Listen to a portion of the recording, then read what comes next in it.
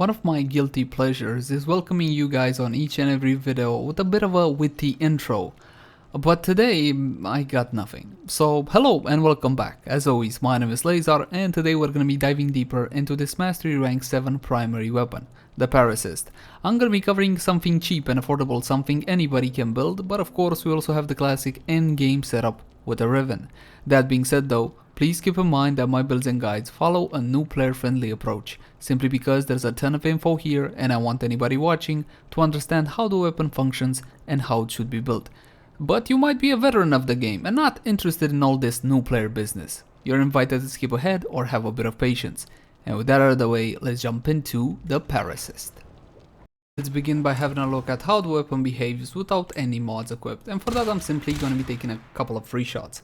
The Paracyst is a burst rifle and it has two fire modes. In primary fire mode you're going to be firing 3 projectiles at a click of a button, and of course you can also rapid fire. And as you can see, the weapon is pinpoint accurate almost, for the most part, though you do gotta contend with the fact that this is a projectile based weapon. So as you can see, the travel time is actually quite decent on the Paracyst, but sometimes the third projectile, because of the recoil on the weapon, which is a climbing recoil, kinda lands far away from the initial projectile. But once again, this will depend on how far away your target is. In any case, the secondary fire is gonna be a charge shot, and this one is a harpoon, and the harpoon will simply drag the enemy hit over to you, and that's, well, pretty much it. It can serve as some good crowd control when you have a high value target, but that's it for the most part. Let's jump into stats. Let's see precisely what we're dealing with. Mod capacity is gonna be 60 out of 60, and if your Paracyst has only 30 out of 30, jump into actions and install the Oroking Catalyst. Now this one can be found from alerts, invasions, or if you're lucky, from the daily sortie. More often than not, I end up paying 20 plat for this one, so bear that one in mind. Next, my weapon has been formatted a total of 7 times, but this was done only for the purpose of testing. For the weapon builds, I'm recommending you guys 3-4 format should do it. The Paracyst comes with a default polarity. Unfortunately, it's a Vazarin polarity, and outside of cryo rounds or prime cryo rounds or maybe a Riven, there's not really all that much use for that hammers, and don't even think about it.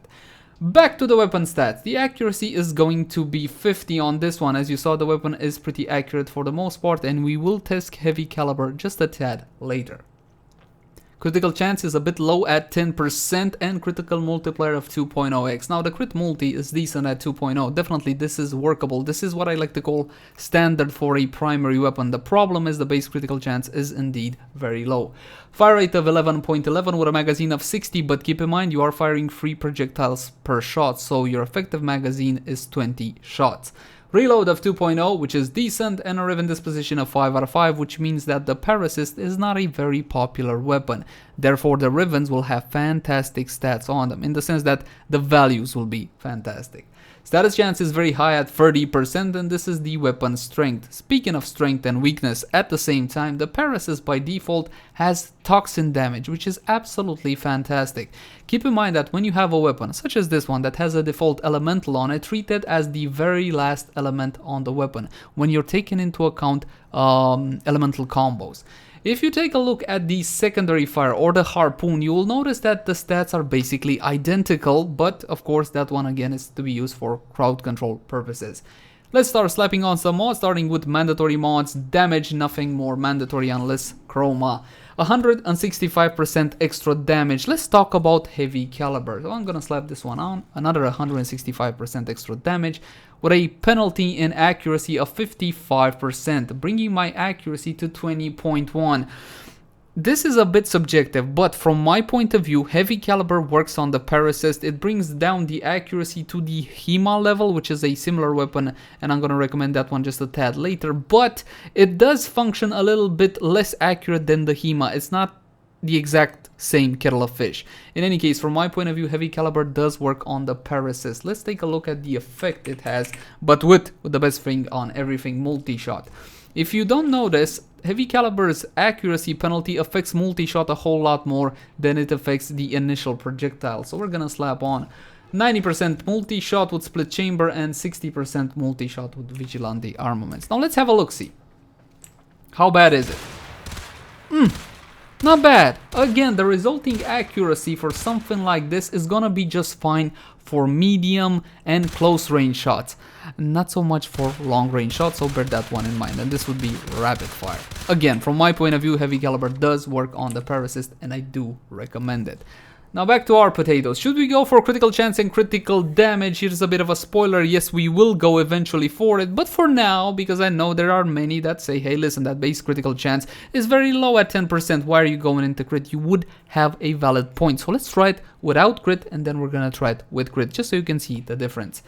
So we're gonna go to elemental combos, and elemental combos should always be applied on a weapon depending on circumstance. Where are you going? Who are you fighting? And I'm fully aware that most of us, myself included, are too lazy to swap in and out elementals, but that's what you should do if you want the best results. So there you go. Corpus faction have big shields, and against big shields you can build magnetic, which will deal extra damage versus shields, but a smarter idea, especially against Corpus, is to build toxin or gas, as it bypasses their shields entirely and deals damage to their health. If you're talking about the infested, building heat against them usually is more than enough. Keep in mind that their elite units are vulnerable to corrosive. Ancient something something. Once again, the info is on the wiki. If you're talking about the Grenier, these are still the toughest targets in Warframe, Sentience not counting, and Grenier have 2 armor types, which is the reason why they are so tough. They provide damage mitigation. Well, their armor provides damage mitigation. Alloy, which is weak to radiation damage, and Ferrite, which is weak to corrosive damage. Against Grenier, more often than not, your safest bet will be to build corrosive, which is the elemental combo between toxin and electricity. So let's build some. We're gonna be using both the 90s and the 60s in the case of the Paracyst for the initial build. On the build I'm gonna be recommending to you guys, this is the only potential expensive mod. High voltage, currently on the trade chat PC, is going for about 40 to 50 plat. Check Warframe market for more appropriate prices. But perhaps you're the kind of player that likes to farm all of his mods. You can head on over to Nilgar Eris and find all of the free secret caches. Then upon extraction, you got a 5% chance of obtaining high voltage or shell shock, which is the exact same thing but only for shotguns. You will need both of them eventually. If not, you can simply buy them. Honestly, I have 50 plus runs on Nilgar. Still haven't seen any of the 2 drop, but I will make a guide on it eventually. Stormbringer, the 90% electricity mod, again, nothing special here. We're gonna go next to Toxin. Malignant Force is a lot easier to obtain, farmable from Corrupted Vor in the Void. If not from the trade chat, you're looking at about 10 plat. And the final mod will be Infected Clip. Now let's take a look at the weapon before we test it. What did we manage to achieve? We made corrosive on the weapon, and keep in mind that the base toxin the weapon had did get combined into my corrosive, so I got 1.4k corrosive with all this is getting amplified by the multi-shot and by damage as well. And my status chance went really high, this is a 93.3% shot status chance. So let's see what it can do when we're hitting ferrite armor, and we're gonna be spawning some real high level targets. These are gonna be corrupted heavy gunner level 120. But before I go, let me make sure I'm not cheating with anything, with arcanes or anything like that. Okay, the energized, power driven, very good. You will see that the Paracyst has one big problem if you choose to approach your weapon in this style. Good, not good anymore. You are overstripping, and some of you might not be concerned about this, and you know what? For good reason too, because when you're doing your normal everyday missions, there's no real need to worry about overstripping. Why? Because in normal everyday missions, you're not gonna meet a target that's gonna need this many kills to hit. What, level 50s, 60s? Come on. In order to meet this level of heavy gunner, you're gonna have to stay, I don't know, let's say Kuva. Yes, Kuva is very popular, and Kuva survival for at least an hour, if not more. So you shouldn't really worry about overstripping, but if you do want to worry about it like I do, keep in mind that after you fully remove the armor, like in this case, your 75% bonus damage that you get from corrosive against ferrite armor disappears. So that's why you're gonna be doing a whole lot less damage from this point onward. Overstripping on weapons is not exactly a new thing, at least if you follow my content, but you can alleviate some of this by adding another element to the table. How about if I let go of some of that corrosive, like Stormbringer, and bring on Hellfire with some heat? Why heat, though? Well, if I overstrip and I fully remove the armor from my targets, what is left is cloned flesh, and heat does have a bonus damage modifier against it. It doesn't do anything while the target has armor in terms of bonuses, but after all the armor has been removed, heat does have a plus, so bear that one in mind.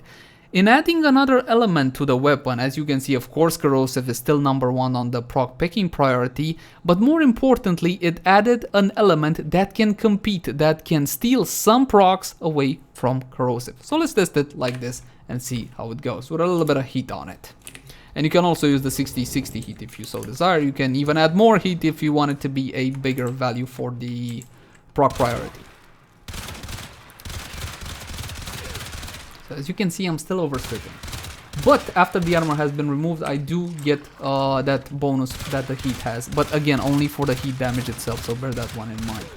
Still not good enough from my point of view. I'm still overstripping. How the hell am I gonna fix this? And you can add even more heat. You can drop one of the 60-60 mods, for example the electricity one, since it's also expensive, and add the heat one. Still not gonna be good enough. Believe it or not, the best choice for the Paracyst in such a dilemma, not necessarily in general situations, is to go for critical chance and critical damage. And you will see that the weapon actually handles a lot better with critical chance and critical damage. Not only that, but it also will take out the targets faster, and of course the overstrip will be completely gone. And I'm gonna be dropping Hellfire, and I'm gonna be dropping high voltage as well. And this is the build I'm gonna be recommending to you guys.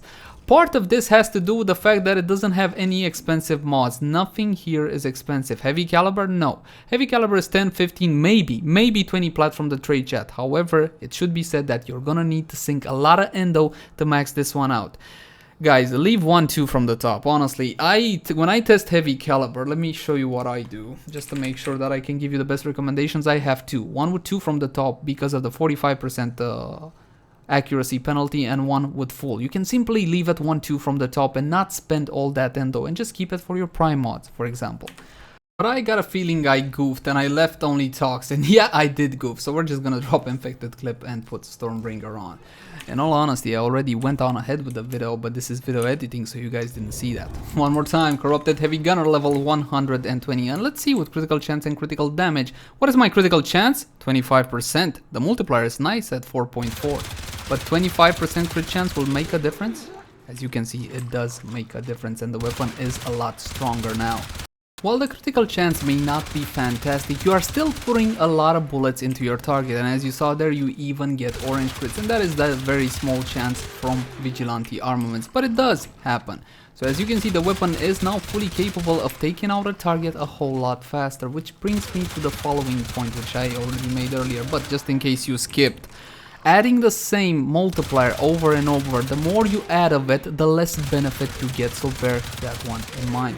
Honestly, if the weapon didn't overstrip, then I wouldn't really recommend crit chance and crit damage, but again, the option is yours. We're not done here, however, we're gonna be going for a Riven setup, and I bought this one for 100 plat. Multi-shot and toxin. Let's talk about the ideal Paracyst Riven. From my point of view, you should prioritize multi-shot and damage above everything else. If you get enough of it on your Rivens, then you don't need to worry about overstripping anymore, because you will require less shots to take out a target. Therefore, you are not removing as much of the armor. So bear that one in mind. But as you can see, I went for a critical chance, critical damage build. High voltage is there, but of course you can replace that one with the electricity, the toxin mod. Yes. So let's see, this is Dispo 5, it should make one hell of a difference. Yes, the values are quite great. So as you can see, there is a pretty noticeable difference. The Paracyst is very similar to another weapon, and by the way, this is the harpoon action, and that would be the HEMA. And I'm guessing that some of you might be wondering, okay, which is the best? From my point of view, the HEMA, when it comes to flat out power, is better simply because that one can have viral together with corrosive or another elemental combo of your choosing at the same time, and that is a pretty big deal. So I would recommend the HEMA over the Paracyst, but there is something else to be said. You don't get this if you care or not about this. It is a little bit fun to kind of fling around targets like so, so bear that one in mind. Now there's one more thing which I want to do, of course, pump up everything with Warframe buffs, and for that, this time, since the weapon does not have critical chance, well, 25% is not all that much, we're gonna be going for Lord Harrow. Harrow guarantees your critical chance, especially on headshot. Now it's not a 100% uptime or anything like that unless you are consistently getting headshots depending on your Harrow build, but if I was, for example, to cater a weapon specifically for Harrow, then I would forget about critical chances getting guaranteed by Harrow. So I would simply plow on more critical damage in that case. So I don't need point strike anymore. So I can simply go for critical damage. What I'm doing right now is again catering the weapon to Harrow. This will not work with every single Warframe. Energy Siphon, yes, you can use something like Rifle Amp, which will get you 27% extra damage to rifles. This is an aura, so everybody in your party will be receiving this benefit, and it is stackable ×4. From my point of view, these amp auras are not 100% worth it, simply because the damage bonus you get is rather minor at 27%. If you take it into account ×4, if you want to do something specific, like we do, for example, sometimes on Eidolon fights, but even then it's kind of worth to bring a couple of corrosive projections. We're not gonna get into that discussion right now, that's a topic for another time. I'm gonna leave Rifle Amp alone because, as you will see, I simply do not need it. As for Arcanes, these are a lot more important because they have a greater impact. Arcane Rage is the best arcane for primaries from a point of view. On headshot, 10% chance for plus 120% damage to rifles for 16 seconds. This one is farmable from the third Eidolon down on Cetus. If not from the trade chat, you can pay, I think, around 100 plat. Check Warframe market. As for my second arcane, I can go for something like Arcane Acceleration on critical hit, which is guaranteed by Harrow now. 60% fire rate to rifles for 6 seconds. And this is gonna be the setup I'm gonna be going, and I'm gonna be able to fully annihilate my targets. This time we're gonna be on pausing them so they can hit me and I can get my buffs. Once upon a time, paused AI was a real problem when it comes to ranged attacks in the Simulacrum. Thankfully, that problem was fixed months and months ago. Just keep in mind that hitting paused AI targets with melee attacks still gives you a, I think it is a finisher multiplier. Harrow's fourth ability will guarantee my crits, his second ability will give me fire rate and reload speed, and as soon as the buff goes live, you will see that Harrow can make absolutely beautiful things happen, such as this. The Paracyst, in all honesty, is a mediocre burst rifle. It's not glorious, it's not stellar, but as long as you love the weapon and you want to get the most out of it, there's nothing stopping you from doing so. As you can see, if you know the buffs, if you know exactly what you need to make a weapon shine, you can make anything into a monster. Though keep in mind that Harrow is rather squishy, and if I was actually to take damage, apart from my invulnerability time, these guys would absolutely murder me, so some outside help might be required. And that's pretty much it for the Paracyst. I'm gonna thank you guys so much for watching. Like, favorite, share, and subscribe if you enjoyed the content. If you have any feedback for me, by all means, leave it in the comment section down below. Also in the comment section down below, if you want to request a specific weapon review. I know you want Vacor, Heck, and Buzzlock. They'll be coming December, I hope. But anyway, you can also find me on Twitch, Facebook, Twitter, all the usual places. Until next time, my friends. Bye-bye.